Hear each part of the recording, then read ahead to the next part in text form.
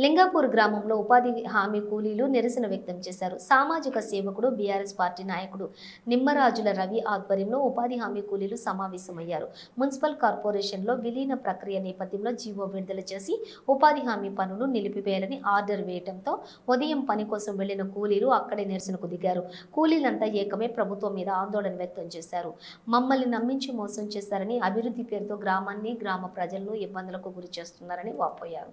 MLA ఎన్నికల్లోని హామీ ఇచ్చి మాట తప్పారని వారంతా తీవ్ర భావోద్వేగానికి లోనయ్యారు. ఈ కార్యక్రమంలో ఉపాధి హామీ కూలీలతో పాటు గ్రామస్తులు పాల్గొన్నారు.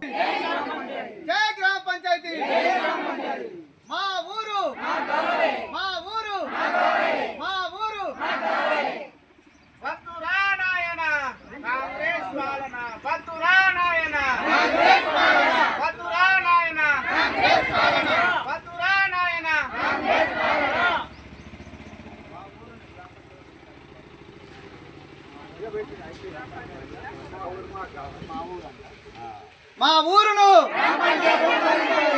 మా ఊరును మా ఊరును మా ఊరును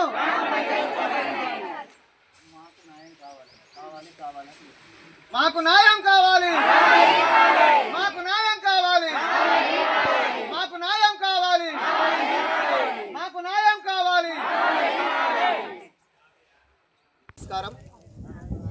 ఏదైతే లింగాపూర్ గ్రామ పంచాయతీని రామగుండం కార్పొరేషన్లో విలీనం చేసే జీవో ఇటీవల విడుదలైంది.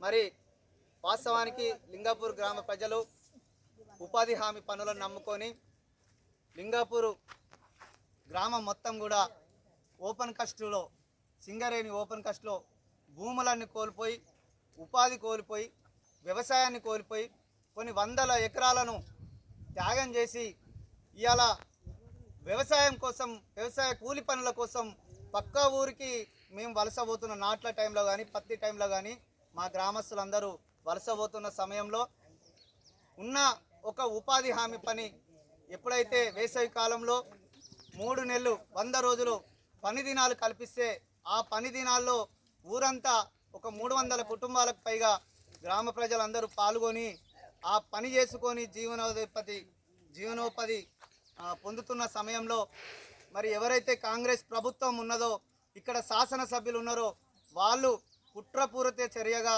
ఈ ఊరిని మున్సిపాలిటీ మేము చెయ్యమని చెప్పి అప్పుడు ఓట్లు దండుకొని ఇవాళ గ్రామ పంచాయతీని చేయడం అనేది చాలా దుర్మార్గమైన చర్య, చాలా హేయమైన చర్యగా మేము భావిస్తున్నాం. మా ఊరు ప్రజలందరూ కూడా ఇవాళ తల్లడిల్లుతున్నారు. అయ్యో మాకున్న ఉపాధి పోయింది, రేపు పొద్దుగాల మేము ఇండ్లకు అందరికీ ట్యాక్సీలు ఎక్కువ చెల్లించాలి, మేము రేపు పొద్దుగాల ఇలాంటి సర్టిఫికెట్లు కానీ ఏమైనా పొందాలంటే మేము గోదావరికానికి వెళ్ళాల్సిన పరిస్థితి వస్తుంది. మమ్మల్ని ఎందుకు ఈ రకంగా మమ్మల్ని మోసం చేసి ఈ లింగాపూర్ గ్రామాన్ని మున్సిపాలిటీలో చేసిరు, మేము దీన్ని తీవ్రంగా వ్యతిరేకిస్తున్నామని చెప్పి ఇవాళ అందరూ మూకుమ్మడిగా వాళ్ళ నిరసన తెలియజేస్తున్నారు. ఏదైతే ఈ 100 రోజుల పనికాడ ఉపాధి హామీ పథకంలో భాగంగా ఈరోజు మాకు బంద్ చేయాలని చెప్పి, ఇవాటితో ఉపాధి హామీ బంద్ చేయాలని చెప్పి మరి కలెక్టర్ల ఆదేశం ఇవ్వడం జరిగింది. దాంతో మీ అందరం కూడా నిరసన వ్యక్తం చేస్తున్నాం.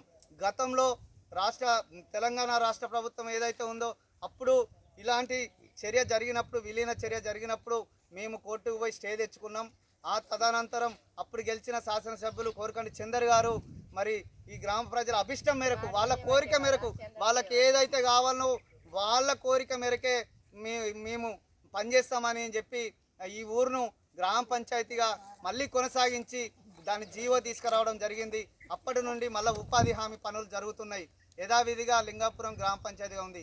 కానీ ఇటీవల గెలిచిన మరి శాసనసభ్యులు రాజ్ ఠాకూర్ మక్కన్ సింగ్ గారు మాకు మాట ఇచ్చి మాతో అప్పుడు ఏదైతే మీ సమస్య మేము కొట్లాడినప్పుడు మీ సమస్య బాగా బాధాకరమైంది, మీకు నష్టం జరుగుతుంది, మీ వెంట నేనుంటా అని చెప్పిన అతను ఇవాళ మరి ఆయన అధికారంలోకి వచ్చేసరికి ఎందుకు ఇలాంటి నిర్ణయం తీసుకున్నారో మరి ఇప్పటివరకు అయితే అర్థమైతలేదు.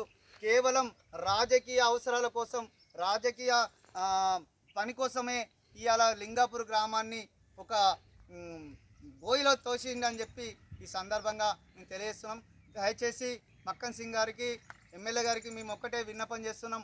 అయ్యా మీకు చేతులు జోడించి మీకు దండం పెడుతున్నాము. మమ్మల్ని ఆలోచించండి.